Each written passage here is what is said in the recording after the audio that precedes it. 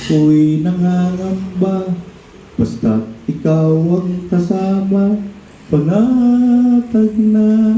Di ba? Talagang nandiyan ang problema. Pero kung nandiyan ang Panginoon, ang presensya ng Diyos, mayroong kapanatagan. Amen po ba? Yes, ang tanging pag-asa, kaya hindi dapat last resort. Yung bang parang spare tire na maaalala mo lang pag may problema.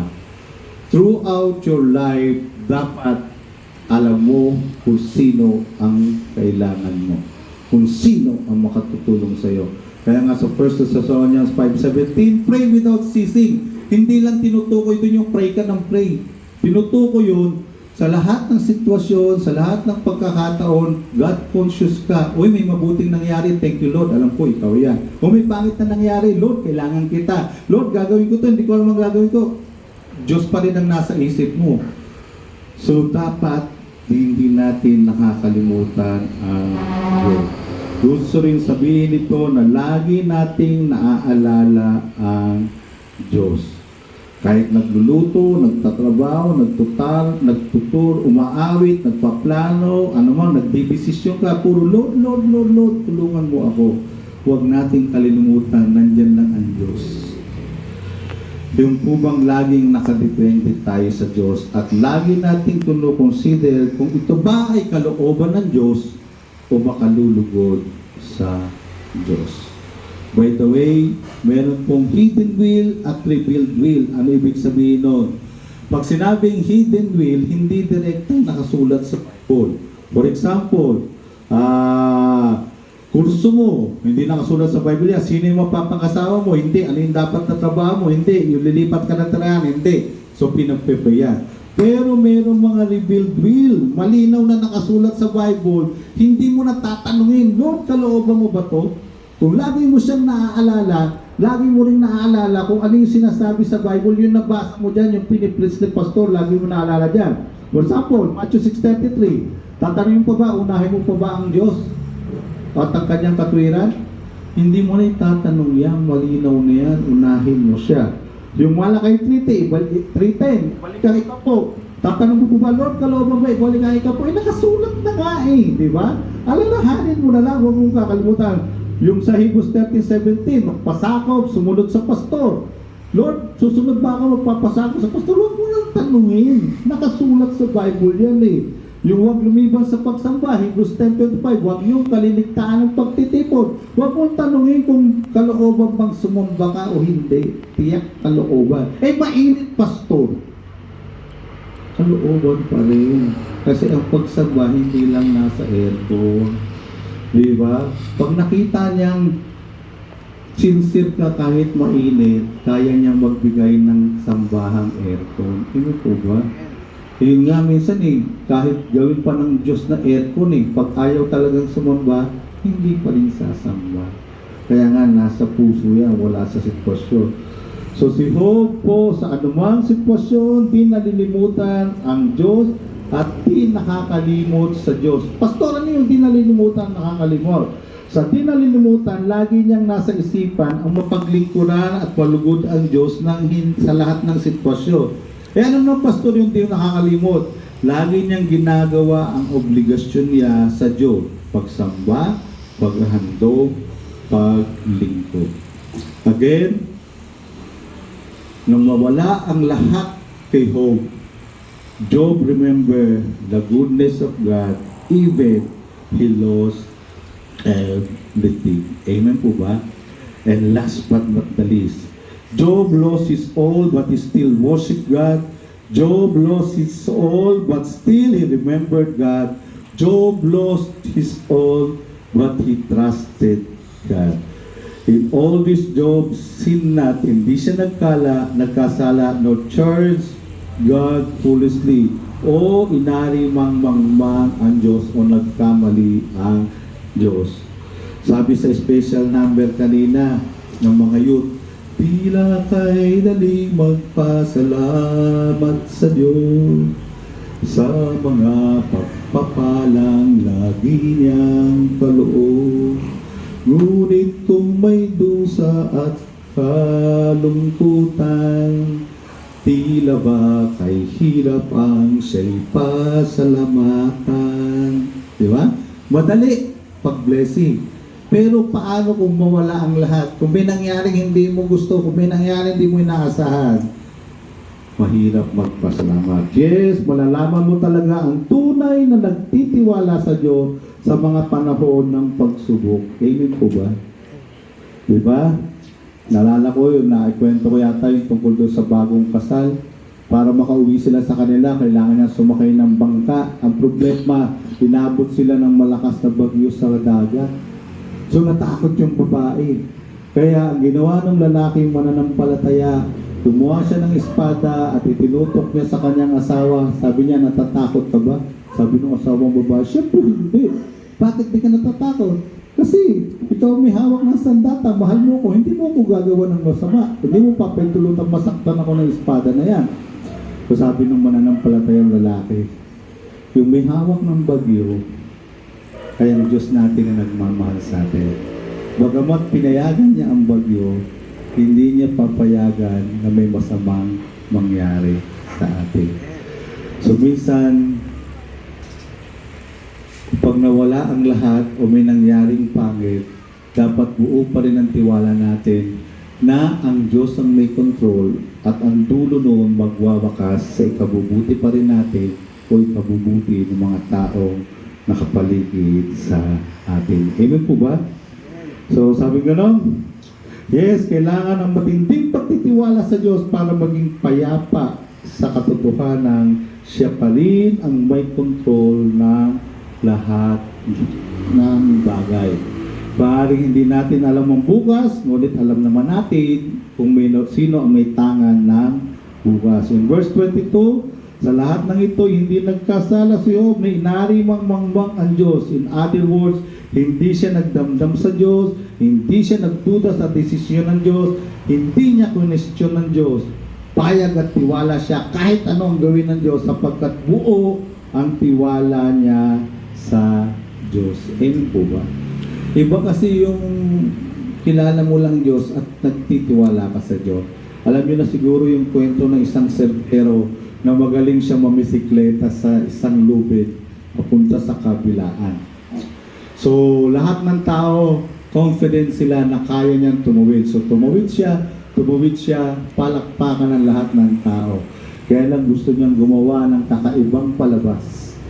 This time, sabi niya, magsasakay ako ng bata sa bisikleta, tatawirin ko ito. First time niya gagawin. At ang tanong niya, naniniwala ba kayong makakaya ko? Ang sabi ng lahat ng tao, dahil alam na magaling siya, siyempre.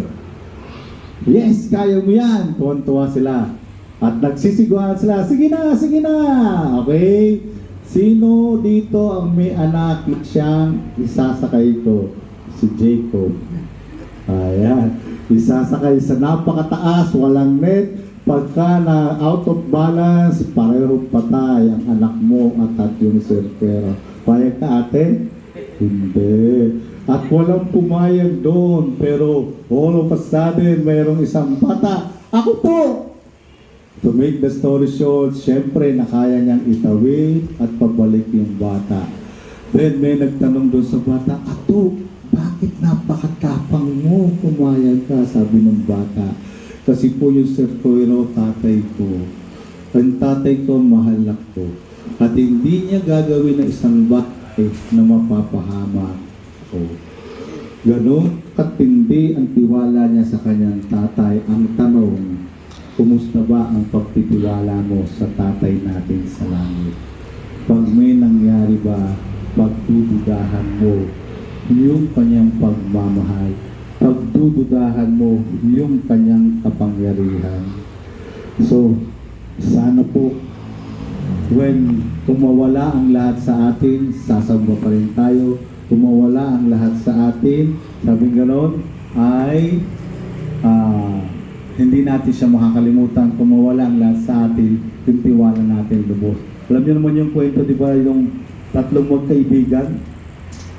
Tapos sabi nila, mag-aaral na tayo, magkakahiwa-hiwalay tayo.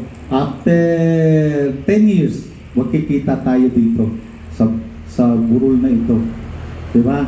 Magre-reunion tayo. Ito yung date, ito yung oras. So dumating yung sandali na yun, nandun silang tatlo. Kaya lang sa 10 taon, marami nang nangyari. Yung isa naging Muslim, yung isa naging Buddhist, yung isa naging Baptist.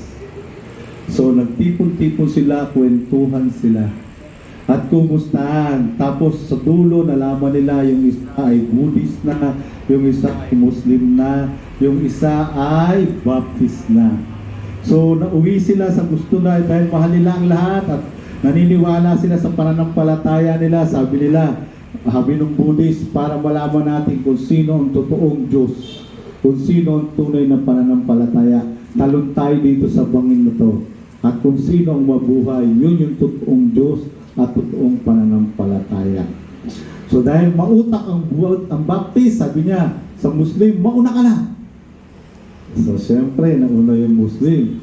Tumalon sa napakataas na bangin at ang sabi niya, ala, ala, ala, ala, boom!